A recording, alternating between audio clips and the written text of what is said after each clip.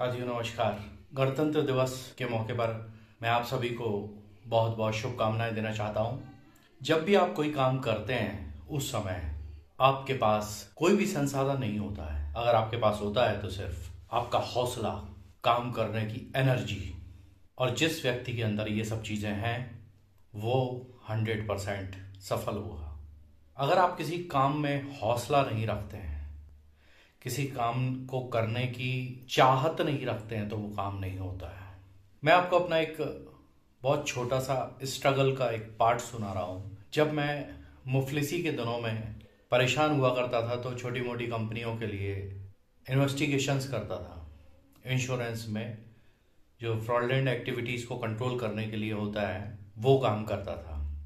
अचानक से एक दिन मुझे बोला गया कि तुम्हें जाना है और एक ऐसे गांव में जाना है जहां पर एक ट्रैक्टर चोरी हुआ था और उसके बारे में पूरी जानकारी लेकर के आना है कि ये घटना सच्ची है या झूठी है। जैसे ही मुझे ये जानकारी मिली कि मुझे एक ऐसे गांव जाना है जिसके बारे में मुझे नहीं पता कि कहाँ से मुझे संसाधन मिलेगा, किस बस से मैं जाऊंगा। मेरे पास मोटरसाइकिल भी नहीं थी। जी हाँ, लिटरली बता रहा हूँ, मोटरसाइकिल भी नहीं थी। एक स्कूटर था, तो स्कूटर से आप लॉन्ग रन नहीं कर सकते। एक बार आप मोटरसाइकिल बाइक से ज़रूर कर सकते हैं। तो मैंने सोचा, मैंने कहा चलो पता करते हैं। तो मैंने मालूम किया। तो पहले एक बस से मैं 50 किलोमीटर दूर तक गया।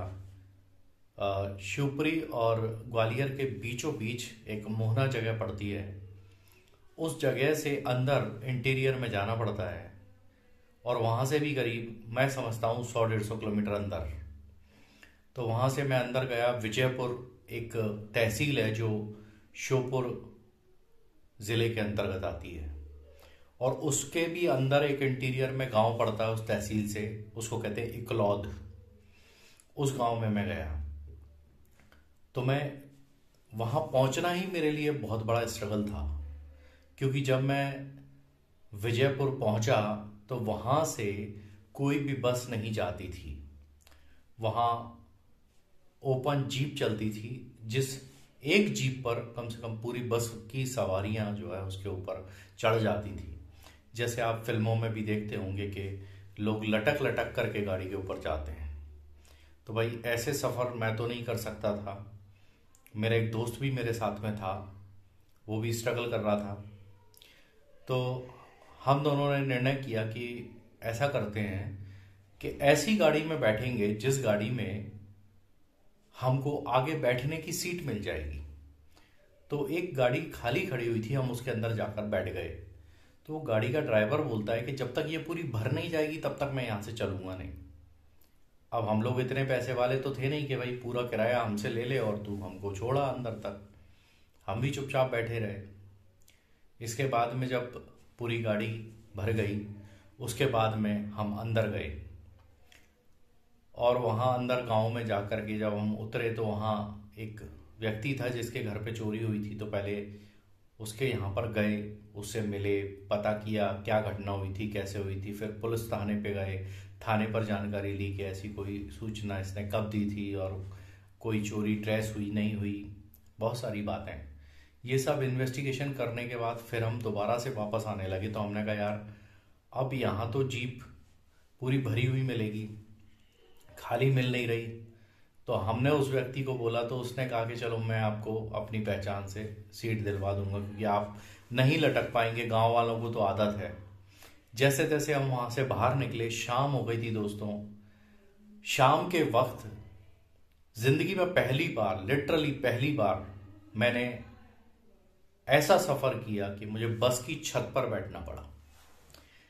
मेरा दोस्त और मैं दोनों बैठे बस की छत पर और ये सोच रहे थे कि कहीं कोई हाई टेंशन की लाइन तो नहीं गई, नहीं तो पता चला कि आज अपना राम नाम सत्य है हो जाएगा। बस बैठे हुए आराम से मगन होते हुए चले जा रहे थे, देखते हुए सारा कुछ।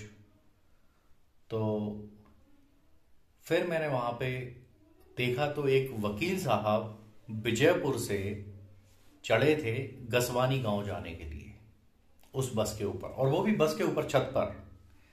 हमने वकील साहब से कहा आप रोज इस तरह से अप डाउन करते हैं? वकील साहब बोलते हैं हाँ मैं तो रोज आता जाता हूँ। इसी तरह से बोलते हैं कि इसलिए आता जाता हूँ क्योंकि मेरी तो गांव में खेती है और इधर थोड़ा बहुत वकालत से कमा लेता हूँ तो मेरा काम चल जाता है। हम लोग एक दूसरे की शक्ल देख रहे थे क्योंकि वकील तो हम भी थे और हम भी स्ट्रगल ही कर रहे थे। तो ये जो सारी चीज़ें हैं वो मैं आपको सिर्फ इसलिए बता रहा हूँ जिससे आपको ये पता रहे कि स्ट्रगल किस तरह से किया जाता है। ज़रा से स्ट्रगल से अगर आप घबरा जाएंगे ना तो ज़िंदगी में कुछ नहीं कर पाएंगे। एडवोकेसी की फील्ड अपने आप में बहुत वाइड है, इसको बहुत छोटा समझने की भूल कभी मत करना। इसमें से आप जहां भी कुआं खोदने बैठ जाओगे वहां से पैसा कमा लोगे, लेकिन ट्रेडिशनल वकालत में पैसा नहीं कमा पाओगे। ध्यान रखना, ट्रेडिशनल वकालत में वही पैसा कमा पाता है जिसके पास में बेस हो पहले से, जिसके पास में केस वर्क हो, जिसके पास में जनसंपर्क हो, जिसके पास में एक क्राउड आता हो, जो फेमस पर्सनालिटी हो। हर व्यक्ति के पास में नहीं, और फेमस बनने के लिए आपको स्ट्रगल करना पड़ेगा, आपको समय देना पड़ेगा। 4 साल, 5 साल, 6 साल, 8 साल, अगर आप इतने साल में पहचान नहीं बना पाए तो माफ कीजिएगा, वकालत के लायक नहीं है आप।